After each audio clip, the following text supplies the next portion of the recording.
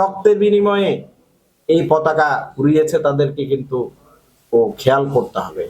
Even আমাদের কষ্ট হয় যখন এই রক্তাক্ত সংসদে, এই জুলাইয়ের আকাঙ্ক্ষার সংসদে যখন কিছু মন্ত্রীরা এত ঠাট্টারস করে এইসব বিষয়গুলো নিয়ে কথা বলে, তখন আমাদের মনে হয় এরা বাংলাদেশের কোনো মন্ত্রী না, এরা ভিনদেশি কোনো মন্ত্রী, ভিনদেশের কোনো এজেন্ট বাস্তবায়নের জন্য তারা কথা বলছে, তারা ভূমিকা রাখছে।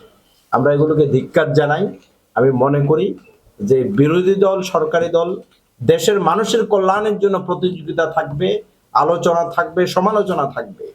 কিন্তু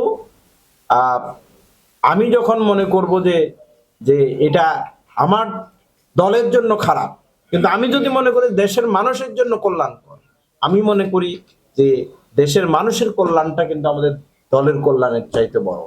এই মিনিমাম চিন্তাটুকু, সেন্সটুকু যদি আমাদের নেতাদের মধ্যে থাকে, রাজনৈতিক নেতৃবৃন্দদের মধ্যে থাকে, তাইলে কিন্তু আমাদের আবার ওই আওয়ামী লীগের আমলের বা ফেসিজমের ওই চিন্তার দিকে কিন্তু দেশ নিয়ে যেতে হবে না। আমাদের মনকে বড় করতে হবে।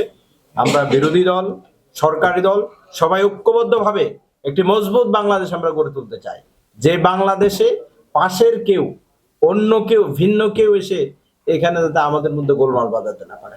আমরা এই ধরনের একটা বাংলাদেশ চাই, এরকম গঠনমূলক আপনাদের অনেক সময় ফিচার থাকে, ভিডিও থাকে, বক্তব্য থাকে।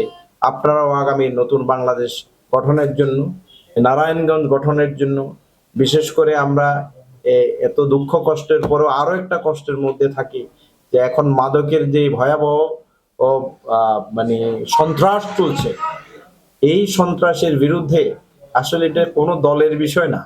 আমরা সবাই মিলে আসলে প্রতিরোধ করা দরকার, সবাই মিলে এর বিরুদ্ধে রুখে দাঁড়াতে